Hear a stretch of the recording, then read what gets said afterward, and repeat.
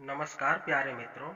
आज की कहानी है वेदवती की। वेदवती कौन थी, वेदवती के माता पिता कौन थे और वेदवती का रावण से क्या संबंध था। एक बार कुशध्वज नाम के एक राजा थे। वह अत्यंत ज्ञानी थे, इसलिए उन्हें देवगुरु बृहस्पति के पुत्र की भी उपाधि प्राप्त थी। उनकी एक पुत्री थी। जब उसका जन्म हुआ तब वह रोने के स्थान पर वेदों की महिमा गाने लगी, जिससे प्रसन्न होकर उसके माता पिता ने उस कन्या का नाम वेदवती रखा।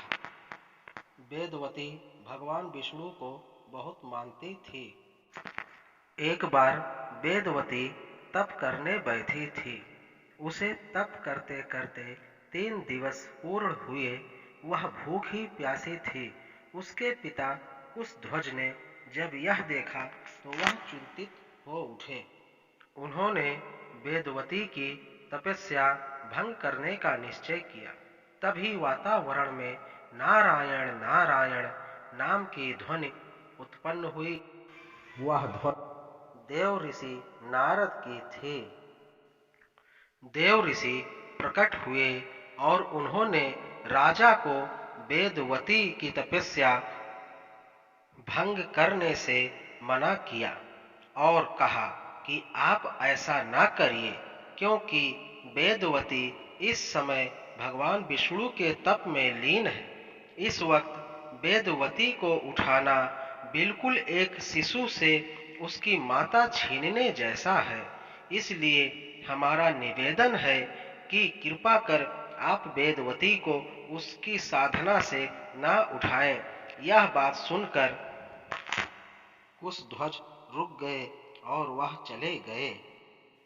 कुशध्वज अपनी पुत्री के विषय में चिंतित थे, क्योंकि वेदवती का स्वभाव बिल्कुल भक्तिमय था और वह अपने तप में अधिक लीन रहती थी। कुशध्वज को यह चिंता थी कि वेदवती का विवाह कैसे होगा, कौन करेगा वेदवती से विवाह, वेदवती की संतान होगी या नहीं, कौन पुरुष वेदवती को अपनी अर्धांगी के रूप में स्वीकार करेगा, क्या वेदवती आजीवन अविवाहित रहेगी। राजा ने यह सारी बात अपनी रानी को बताई।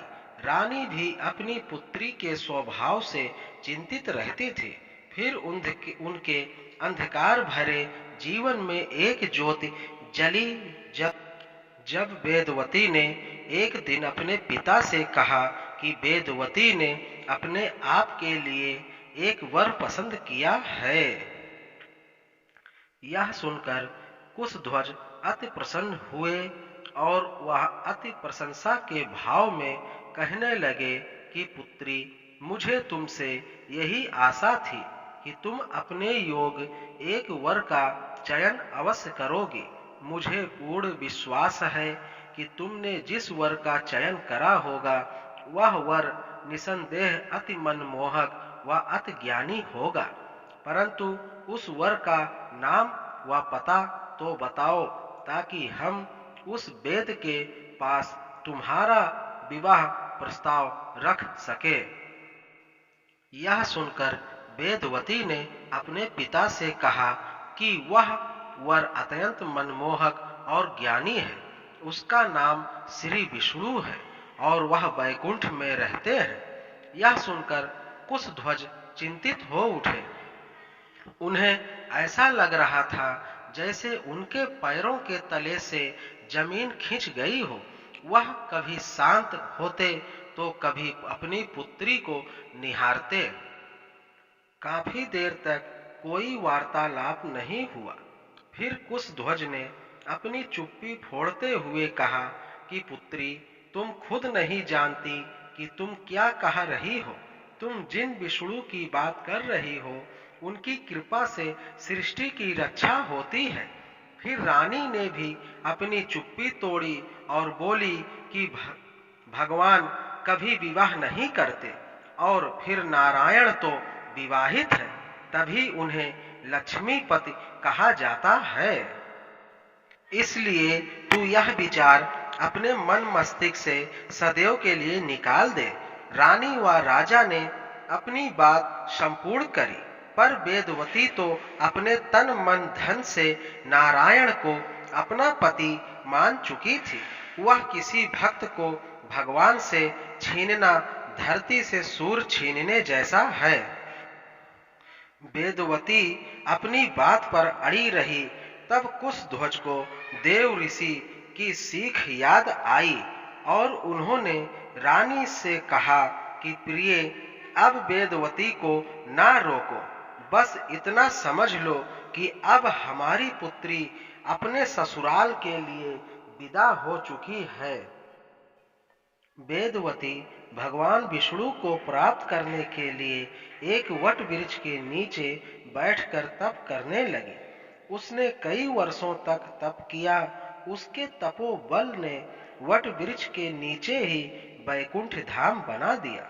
उसकी यह तपस्या इतनी कठिन थी जितनी देवता भी तपस्या नहीं कर सकते। भगवान विष्णु यह सब देख रहे थे।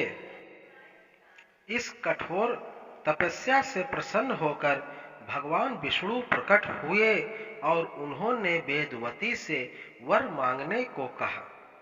तब वेदवती ने भगवान नारायण को अपने पति रूप में मांगा। तब भगवान बोले कि मैं तो विवाहित हूँ, परिणीत मैं अपने किसी अवतार में तुम्हें अपनी पत्नी अवश्य बनाऊंगा।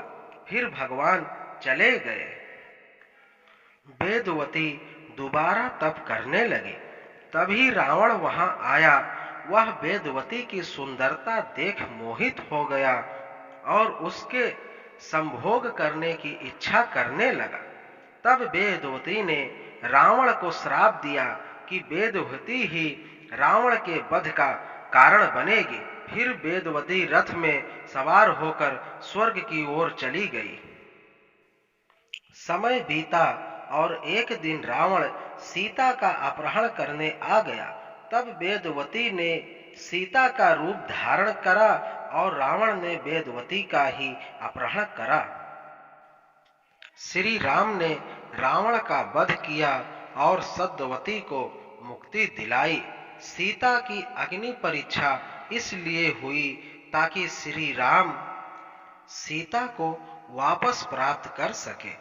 जब अग्नि परीक्षा समाप्त हुई तब सीता ने श्री राम से कहा कि वेदवती ने बहुत दुख सहे हैं, इसलिए आप वेदवती को अपनी पत्नी बनाए। तब श्री राम ने ऐसा ही किया।